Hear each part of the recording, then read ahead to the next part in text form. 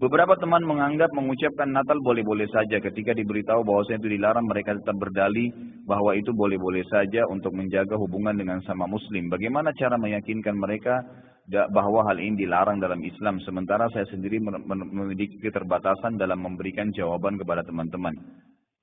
Berkaitan dengan dua pertanyaan di atas, apakah kita berdosa jika membiarkan hal tersebut? Misal ketika ada teman muslim yang menganggap mengucap selamat Natal boleh, kita hanya diam saja. Tentu nggak boleh ya, itu harus ingkar mungkar. Orang-orang muslim yang mengatakan bahwasanya boleh saja mengucapkan selamat Natal, saya berani sumpah ikhwah, orang ini tidak punya ilmu agama dan imannya masih sangat tipis. Nggak bisa saudaraku, mengucapkan selamat Natal kepada orang Nasrani sama mengatakan selamat Allah punya anak. Bagaimana bisa Anda berani mengatakan Allah punya anak? Itu kalimat yang sangat berat, ya kan gitu. Tidak boleh. Allah Subhanahu wa taala itu la syarikalah, tidak ada sekutu baginya. Lam yalid wa lam yulad, tidak beranak dan tidak diperanakkan. Dan Allah Subhanahu wa taala telah mengkafirkan orang-orang Nasrani dalam surah Al-Maidah, a'udzubillahi minasyaitonir rajim, laqad kafara alladziina qalu innallaha salisu tsalatsa. Allah telah telah kafir orang-orang Nasrani yang mengatakan trinitas.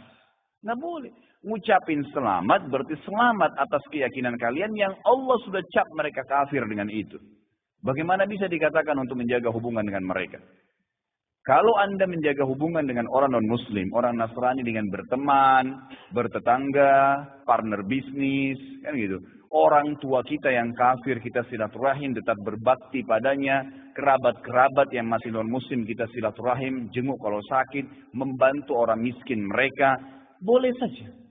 Tidak ada yang larang dalam Islam itu. Tapi jangan sama sekali berhubungan dengan masalah keyakinan dan ibadah mereka. Nggak boleh memang dalam masalah ibadah. Allah mengatakan, ini tadi subhanallah saya pikir antum sudah tahu nih. Ya, makanya saya ulangin lagi sebab turunnya surah Al-Kafirun. Al-Mughirah telah datang kepada Nabi SAW mengatakan, wahai Muhammad, Mekah kita bagi dua saja. Sehari buat kamu, sehari buat kami. Kata Nabi SAW, saya belum paham, coba jelaskan lagi. Kata dia, sehari Muhammad, kau dukung ibadah kami. Kau ucapkan selamat buat kami. Kau ikutin ajaran-ajaran agama kami. Sehari lagi besok kami ikutin agamamu, kami ucapkan selamat untukmu. Kami dukung ibadahmu. Apa jawaban Nabi SAW? Sehari-sehari. Biar adil. Kata Nabi SAW, tidak boleh. Kata dia, wahai Muhammad, sehari buat kami. Dukung kami, ucapkan selamat buat kami, ikutin ritual kami. Seminggu buat kamu. Kata Nabi SAW, tidak boleh. Muhammad, sehari buat kami, sebulan buat kamu. Tidak boleh. Sehari Muhammad buat kami, setahun buat kamu. Tidak boleh, kata Nabi SAW. Terakhir, hai Muhammad. Sehari buat kami, seumur hidup buat kamu. Sehari kamu ikutin kami, dukung ritual kami, selamat buat kami. Kalau pakai akal sehat, kalau pakai akal manusia, bukan akal sehat, akal manusia saja secara biasa, kan gitu. Kita pikir, oh lebih baik sehari kita ikutin orang kafir, dukung saja, ucapin selamat sama dia, selesai. Seumur hidup akan masuk Islam. Apa jawaban Nabi SAW? Tidak boleh. Ini. Lalu Jibril alaihissalam datang pada saat itu langsung membawa surah Al-Kafirun. A'udzubillahi minasyaitonirrajim. Qul ya ayyuhal kafirun. Katakan kepada orang-orang kafir. Orang kafir ini semua yang tidak syahadat. Yang tidak mengatakan asyhadu an la ilaha illallah wa anna Muhammad Rasulullah kafir. Jelas kafir. Dan itu Allah yang mencap mereka kafir. Gitu kan? Kafir artinya tidak beriman kepada Allah Subhanahu wa taala. Orang Nasrani aja mengkafirkan Yahudi kok. Itu. Yahudi mengkafirkan Nasrani, mengkafirkan Muslim. Kenapa orang Muslim tidak bisa mengkafirkan? Karena sementara kita jelas-jelas meyakini kenabian Musa, meyakini kenabian Isa alaihissalam.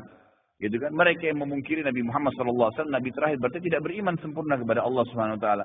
Dan sudah banyak ayat Quran menjelaskan masalah itu. Gitu kan? Kata Allah Subhanahu Wa Taala, ya, Qul ya ayyuhal kafirun, la a'budu ma ta'budun. Semua Yahudi, Nasrani, Majusi, penyembah api, penyembah gunung, penyembah pohon, penyembah apa saja. Semua selain yang tidak syahadat ini, saya tidak ikut-ikutan acara ritual kalian. Tidak akan ucapin selamat buat kalian. Tidak akan pakai atribut-atribut kalian. Dan kalian juga tidak usah repot-repot ikutin agama saya, nggak usah. Kita nggak butuh Nasrani. Saya tanya, pada saat sholat Idul Fitri, ada orang Nasrani ikut-ikutan, Idul Adha, gitu kan? Mereka berurus dengan agamanya sendiri. Kenapa orang Muslim pusing dengan acara ritualnya orang lain? Diulangi lagi. Ya, setelah dikatakan kalian tidak usah ikut-ikutan, saya tidak usah ikut-ikutan juga, diulangi lagi. Wala antum abidun ma'bud, wala ana abidun ma'abadtum, wala antum abidun, 2 kali diulangi. Dan saya tidak akan ikut-ikutan, kalian juga tidak ikut-ikutan, terus begitu. Terakhir dikatakan oleh Allah, lakum dinukum waliyadin. Kalian punya agama, saya juga punya agama. Titik, selesai. Gitu kan? Memang sudah begitu. Kalau Anda bilang, oh itu cuma kata-kata, nggak masalah. Kata-kata bisa membuat Anda murtad, saudaraku, bisa masuk neraka. Gitu kan? Sadarkah Anda dengan satu kalimat, Anda kalau mengatakan satu kalimat sekarang, semenit kemudian, kalau Anda yakin dalam hati bisa masuk neraka kalau meninggal, kalau Anda mengatakan saya murtad, memang dari hati mau keluar dari Islam, semenit kemudian dicabut ruhnya oleh malaikat maut, masuk neraka. Kalimat, kata-kata. Bahaya tuh. Gitu kan? Mungkin teman-teman juga sudah tahu yang dialog antara Muslim sama Nasrani di Amerika.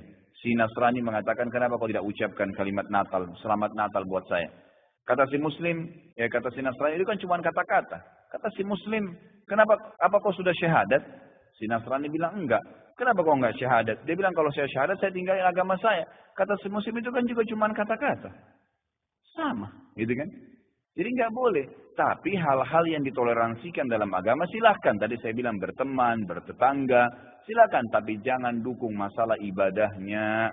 Enggak boleh. Sampai pernah ditanya kepada Syekh bin Baz, apa hukumnya orang-orang, mohon maaf ini teman-teman kita, semoga Allah berikan hidayah yang belum tahu, yang menjadi security menjaga gereja misalnya. Atau orang-orang yang menjadi tukang parkirnya, kena lagi banyak mobil. Halalkah pendapatannya? Bolehkah itu? Fatwa ulama tidak boleh. Karena ada hadis Nabi SAW yang berbunyi, kalau ahli kitab, khusus Yahudi dan Nasrani terutama, kalau mereka sedang beribadah di tempat ibadah mereka, jauhilah. Karena laknat Allah sedang turun. Hadis Nabi SAW. Kenapa nggak bisa cari rezeki di tempat lain? Subhanallah. Rezeki itu sudah dibagi oleh Allah SWT. Hati-hati saudaraku. Gitu kan? Jadi orang yang mengatakan seperti ini karena tidak paham agama. Bagaimana bisa dia mengatakan Tuhan punya anak? Gitu kan? Jadi tidak boleh sama sekali ikhwah. Yang nggak boleh. Jadi kita harus tahu mana yang boleh dan mana yang tidak boleh. Dan Anda wajib ingkar mungkar. Ingatkan apa yang saya sampaikan tadi. Kalau juga dia tidak mau dengar, selesai, gugur kewajiban Anda.